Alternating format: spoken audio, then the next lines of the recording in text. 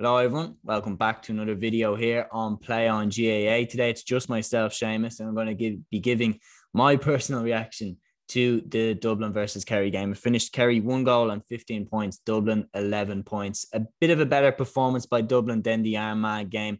I mean, the conditions were absolutely terrible this time, but not enough to beat a Kerry side, which really blew Dublin away in the second quarter, scoring a goal and 9 without reply to Dublin's no score. I mean, that was where the game was lost. We'll start off right at the start of the game. Obviously, Dublin listed O'Callaghan and James McCarthy to start. Neither of them started.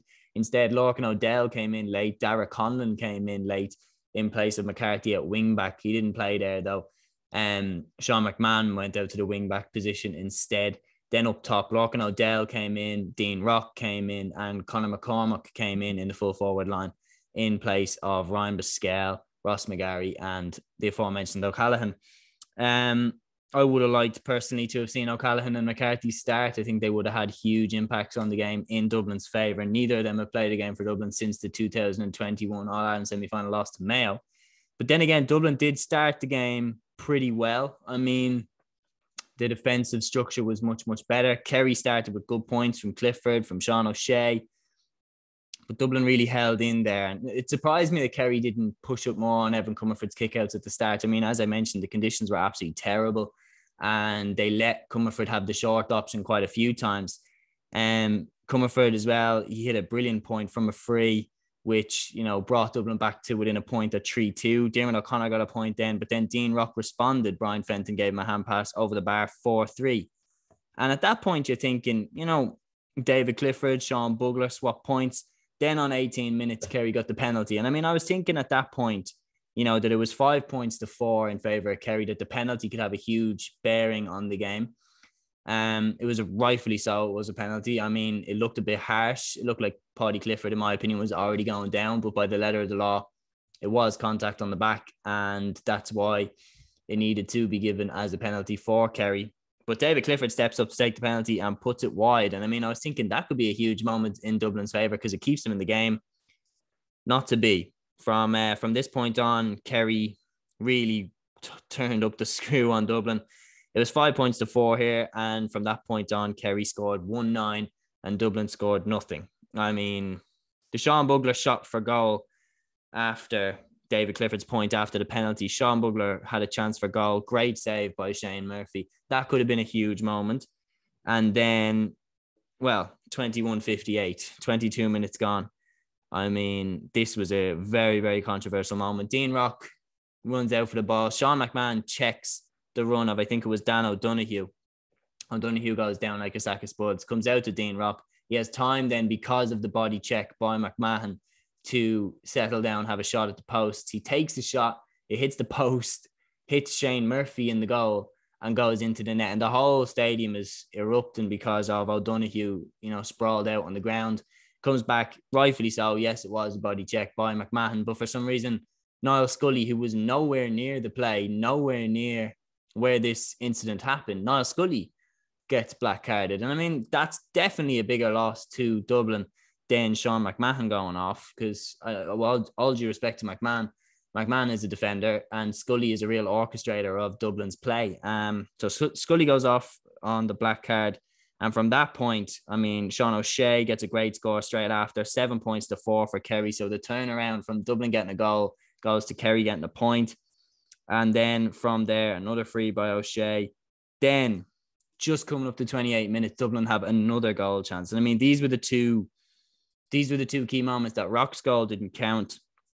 And then 28 minutes, Brian Howard makes an unbelievable catch, sets through Lorcan O'Dell, who has a lot of potential and has a lot of pace, very, very exciting footballer, but he's a bit inexperienced, and he got through and he was 2-on-1. Jason Foley was between himself and Dean Rock, and then obviously the goalkeeper.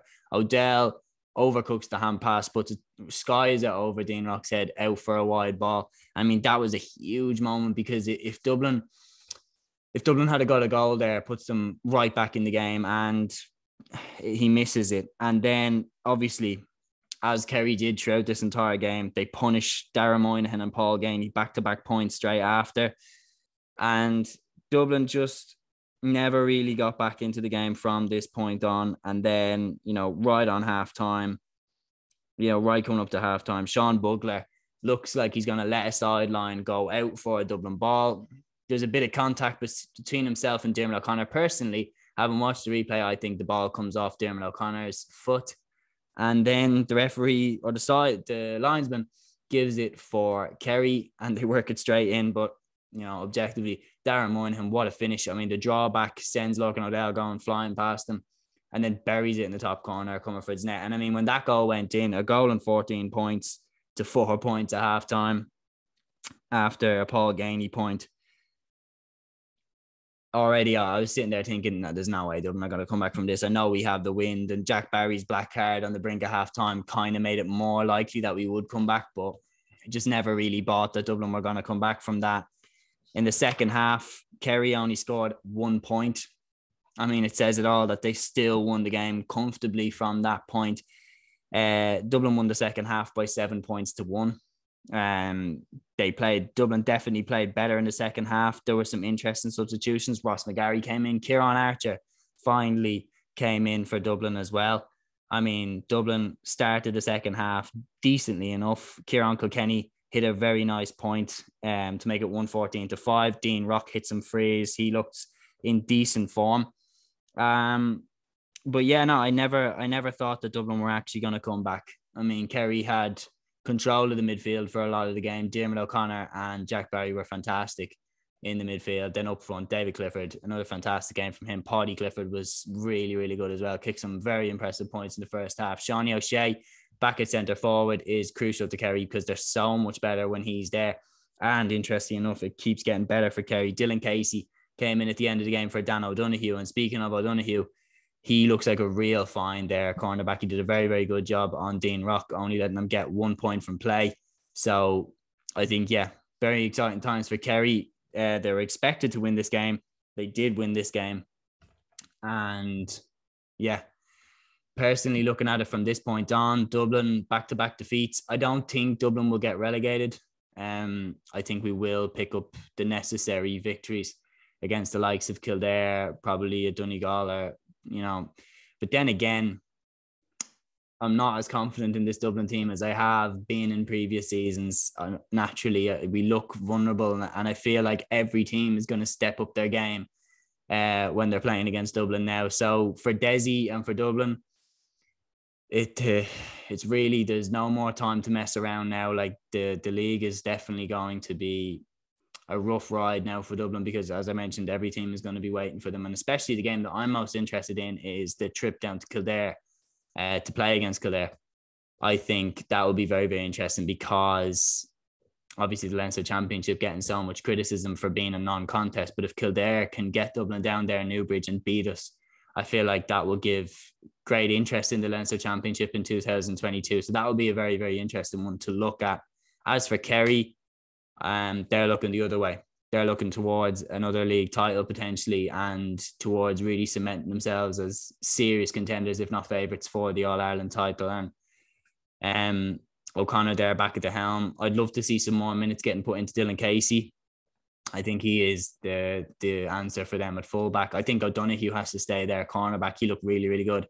A fullback line of O'Donoghue, Casey and Thomas Sullivan there for me, with a halfback line then of Murphy, Stephen O'Cumbar at centre and Gavin White on the left. That's it for me. That's a brilliant defence for Kerry. And then you've got players like O'Beoglig, Tyg Morley that can kind of complement that. David Moran comes back into the midfield. Dermot O'Connor was immense. He got man of the match. And Jack Barry to complement Moran in midfield. And then obviously the Cliffords, O'Shea, Stephen O'Brien, Darren Moynihan, Paul Gainey, Tony Brosnan up front. They're looking imperious. And you'd be a brave man to really bet against Kerry scooping up everything this year.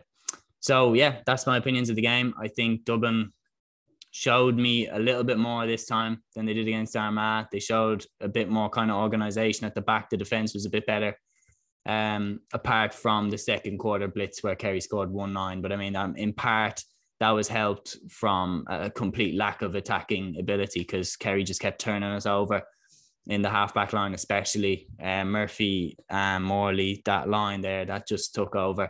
And we really deeply miss the powerful running of the likes of James McCarthy and the team that could break teams apart and create stuff for us. So, yeah, I mean, only way is up for Dublin from here. Back-to-back defeats in the league. Big turnaround coming for Dublin now. We're going to have to really, dig in and get some results, because while I'm sitting here saying that I don't think we can be relegated, partly it's because I can't wrap my brain around the thought that such an all-conquering team 2 years ago, who were 6 in a row All-Ireland champions, and people were starting to really complain and say that Dublin should be split, that now here we are with serious talks about whether or not they will be relegated. So I think they really need to turn it around. I think they will.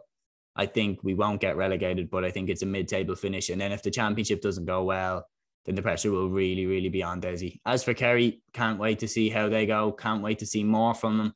They look like they're becoming the complete package very, very quickly.